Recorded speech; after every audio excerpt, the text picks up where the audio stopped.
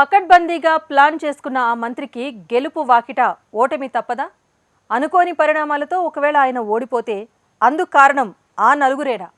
మంత్రి వారిని నమ్మి తాయిలాలివ్వాలని సూచిస్తే అది కూడా నొక్కేశారా? మంత్రి ముందు ఒక మాట వెనుక మరో మాట చెబుతూ ఆయన కళ్ళు గప్పి గట్టి జలకిచ్చేశారా? పోలింగ్ మధ్యాహ్నానికి మంత్రి ఫోన్ చేస్తే స్విచ్ ఆఫ్ వచ్చిన ఆ నలుగురు గాయబయ్యారా? పోలింగ్కు ముందు రోజే టీడీపీ స్కెచ్లో నాయకులు పడిపోయి సహాయ నిరాకరణ చేసి చేతులెత్తేశారా? ఆ నియోజకవర్గంలో ఏకపక్షంగా జరగాల్సిన పోలింగ్ ఎందుకు రివర్స్ అయింది? ఏంటా నియోజకవర్గం, ఎవరా మంత్రి? Watch it. నమ్మిన వారే నట్టేట ముంచారట. శ్రీకాకుళం జిల్లా పలాస నియోజకవర్గంలో మంత్రి అప్పలరాజు స్థితి అలా మారిందట. ఎన్నికల సొమ్మును ఆ నలుగురు దోచుకున్నారట. నియోజకవర్గంలో బార్ షాప్ నుంచి బార్బర్ షాప్ వరకు, టీ కొట్టు నుంచి డాబాల వరకు ఇదే వినిపిస్తోందట. మంత్రిని ముంచేశారట ఎదవలు అంటూ జోరుగా ప్రచారం జరుగుతోందట. ఎన్నికలకు 2 సంవత్సరాల ముందు నుంచే తన గెలుపు కోసం సహకరించేవారు దూరమవుతున్నా సరే మంత్రి అప్పలరాజు పట్టించుకోలేదని, తన పని తాను చేసుకుంటూ ప్రజాక్షేత్రంలో తిరిగి తన పరపతిని పెంచుకున్నారన్న టాక్ వినిపిస్తోంది. నియోజకవర్గంలో క్షేత్రస్థాయిలో ఓటర్తో డైరెక్టుగా మాట్లాడిన మంత్రి అప్పలరాజు మీ గ్రామానికి ఏం కావాలంటూ వారి పనులు చేసి పెట్టి ఓ రేంజ్లో వెళ్లారట. ఇక గెలుపుకు దగ్గర అనుకున్న తరుణంలో పోలింగ్ ముందు రోజు మందస, వజ్రపు కొత్తూరు మండలంలో గాలి రివర్స్ అయిందట. అదే గాలి ఒక్కసారిగా టీడీపీ వైపు వీచిందనే ప్రచారం వినిపిస్తోందట.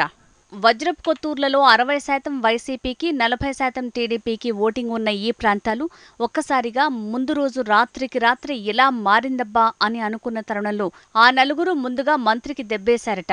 నియోజకవర్గంలో గ్రౌండ్ లెవెల్లో ఇవ్వాల్సిన తాయిలాలు ఇవ్వకుండా ఫోన్ ఆఫ్ చేసుకుని నిమ్మకుండిపోయారట. ఇదే టాక్ పలాసలో పోలింగ్ తర్వాత జరిగిన పోస్టుమార్టం రిపోర్టులో తేలిందట. పనిలో పనిగా పలాస, కాశీబుగ్గ పట్టణంలో కూడా క్రాస్ ఓటింగ్ పడిందన్న వార్తలు వినిపిస్తున్నాయి. గత 3 రోజులుగా పీకే టీం, ఇతరత్రా సర్వే టీంల రిపోర్టులు చూస్తే మంత్రికి స్థానిక వైసీపీ నాయకుల ఎదురు దెబ్బ తగిలిందనే టాక్ నడుస్తోందట. ఆ నలుగురు కోట్ల రూపాయలు నొక్కేశారని, ఇన్నాళ్లు ఆ నలుగురిని ఎవరేమన్నా వెనకేసుకొచ్చిన మంత్రినే దెబ్బతీశారని తెలుస్తోంది. పలాసలో ఎవరా నలుగురు అంటే అందరూ చెప్పేస్తారట. ఎన్నికల వేళ మంత్రి పల్లకీ మోసిన వాళ్లు తర్వాత ఎక్కడ ఉన్నారో తెలియని స్థితి నెలకొందట. ఒక్కొక్కరికి 400 రూపాయలకు బదులు 200 చేతిలో పెట్టి మిగతాది తర్వాత ఇస్తామంటూ ఓటర్లను బతిమాలుకున్నారట. బిర్యానీకి బదులు పులిహోర, వెజ్ బిర్యానీలు చేతిలో పెట్టడం వంటివి చేశారట. మంత్రి అప్పలరాజు ప్రచారానికి వెళ్లిన దగ్గర మాత్రం ఆయనకు తెలియకుండా చాప కింద నీరులా ఈ నలుగురు చాప చుట్టేశారట. మంత్రి అప్పలరాజుకు విషయం లేటుగా తెలియటంతో పోలింగ్ ముగిసే సమయం కూడా అయిపోయిందట.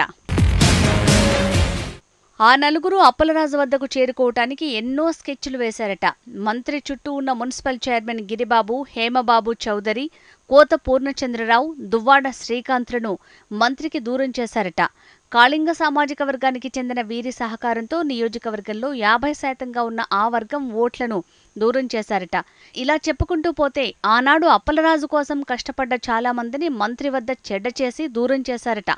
అంతేకాదు వారే మంత్రి శ్రేయోభిలాషులం అంటూ నమ్మబలికి మంత్రి పేరు చెప్పి కొండలు, భూ కబ్జాలు, ఎదురు తిరిగితే అటాక్ వంటివి చేసి మంత్రి పేరును చెడగొట్టారనే టాక్ నియోజకవర్గంలో వినిపిస్తోంది. దానికి తోడు ఆ నలుగురు గోకర్ణపురంలో చేసిన పని, పలాస రూరల్, మందసలో పోలింగ్ రోజున చేసిన అరాచకాలు ఆయన చుట్టూరా చేరి మంత్రిని బదనాం చేశాయట. పలాస, కాశీబుగ్గ రూరల్, మందస, వజ్రపు కొత్తూరులోని వైసీపీ నాయకులను సైలెంట్ అవ్వమని టీడీపీ ప్రత్యేక టీం లక్షల్లో తాయిలాలు ఇచ్చి తమ వైపుకు తిప్పుకునేలా టీడీపీ స్కెచ్ వేసిందట. ఇదంతా పోలింగ్కు ముందు రోజు నుంచే ఆపరేషన్ సైలెంట్ అనే నేమ్తో జరిగిందట. గతంలో ఇదే స్కెచ్ని అమలు చేసిన అప్పటి అప్పలరాజు కుడిభుజాలు అదే ఆపరేషన్ సైలెంట్ పేరుతో అప్పలరాజుకు చెక్ పెట్టారట. దీంతో మందస, వజ్రపు కొత్తూరు మండలాల్లో టీడీపీకి 60%, వైసీపీకి 40% ఓటింగ్ నమోదైందనే టాక్ వినిపిస్తోందట. అవకాశం రావటం, అరుదుగా వచ్చిన అవకాశాలను సద్వినియోగపరుచుకోవటం ఓ ఎత్తైతే తన చుట్టూరా జరుగుతున్నది కూడా గమనించకపోవటం రాజకీయంలో పెద్ద దెబ్బే అని చెప్పాలి. మరి భారీగా పోలైన మహిళా ఓటింగ్ మంత్రి గెలుపుకు ఎంత మేర పనిచేస్తుందో చూద్దాం.